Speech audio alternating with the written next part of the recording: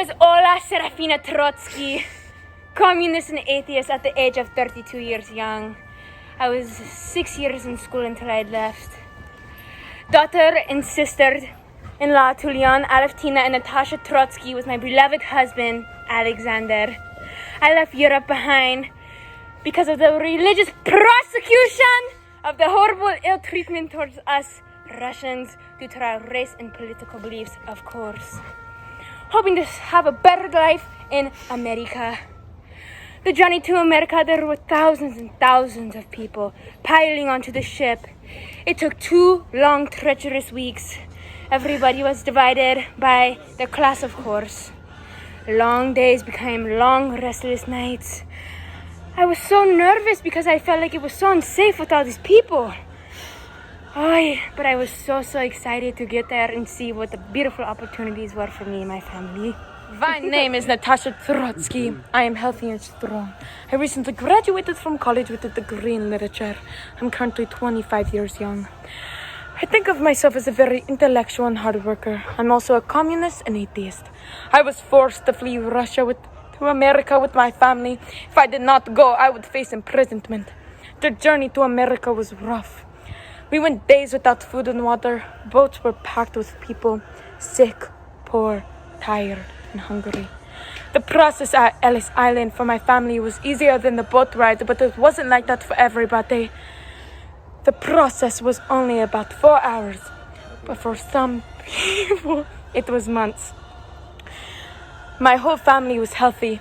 They checked for diseases such as smallpox and yellow fever. We had to tell officers when we boarded the ship from Russia. And they did a quick look through our bags. Once we passed inspection, we went to Ellis Island. Ellis Island brought more inspections. My name is Alexander Trotsky and I'm 32 years old. I would consider myself as ruthless and a very diligent worker as I aspire to make a name for myself as a businessman. I attended university back in St. Petersburg and as you can see, I take great pride in my appearance. I was raised atheist and although my household was communist, my mind is open to other ideals. I immigrated to America with my family by voyage 6 months ago with the dream of becoming a successful businessman. I decided that America was my life's destination after realizing that it offered limitless opportunity and all I had to do was seize it. When I left the motherland, I abandoned an old tailoring business of mine that I had built from the ground up, but I am glad as it had taught me the skills required to achieve greatness. The voyage to America was a bumpy one and I am very fortunate to have not succumbed to motion sickness. We spent 2 weeks on that damned ship, but luckily, my family and I weren't cramped as we had purchased first-class tickets. I spent most of my time reading and preparing myself mentally for all possible situations that may have lied ahead. After what seemed like an eternity of endless bobbing and turbulence, we saw it. The tall green lady had just become visible through the light fog settled atop the water. Another reason why we had purchased first-class tickets was because we had been warned of the inspection process that the third class had to undergo. Thankfully, my wife and I were off the island into New York as soon as our ship had docked. Due to the fact that we had traveled first class, all we had to do was undergo a standard verbal interview. My name is Aleftina Trotsky. I am a communist and an atheist just like my husband Leon. I am 55 years of age and I am fleeing my home country because of the potato famine. The reason for this is because if we do not have any potatoes approaching the winter months, we will not have any food. And if we do not have any food, my family and I will perish.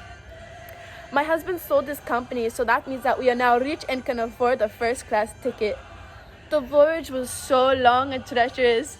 The reason why the voyage was so long is because Natasha would not stop bitching and complaining. All I heard was her for the whole time was, when will we be there? I have to go pee. The line is too long. Lord, if I make it off this ship alive, you know that I am a saint. Anyways, when we boarded off the ship, we went straight into America and the gates and we're skipped through the processing because we are rich and first class. We had arrived.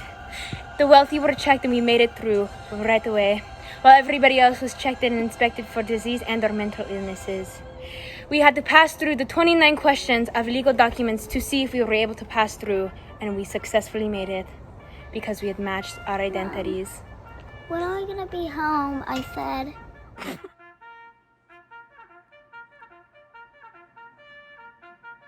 Months later, after our arrival, I've made it to Boston. I'm now a professor in literature. I am now grieving the loss of my husband. He lost his life in his very car. He was a very terrible driver. I am now starting new beginnings and I am moving to San Francisco to work with Serafina in a flower company. And I hope to find rich people so that way I can date a new man.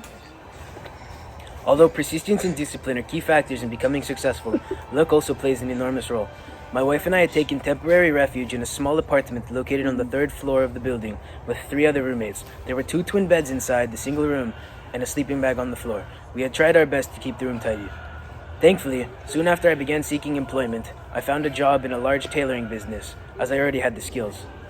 After 4 months, I had been recognized by my employer, as he had stated that he had witnessed numerous occasions in which I had taken leadership when times were rough. This is when luck had changed my life. He informed me that his brother, who lived in San Francisco, owned a growing company which exported agricultural goods. He then told me that he suggested me to him, and this is why I moved to California and now own my own apartment as an executive. My job now is to sit back and oversee the transactions that occur.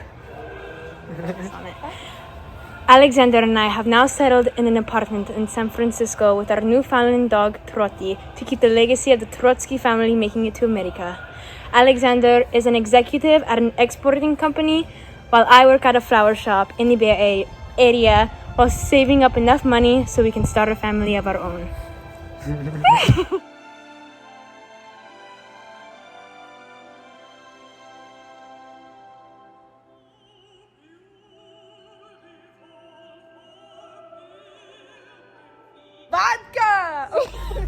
Aleftina, Leon, Alexander, Natasha. Cheers to the great Russian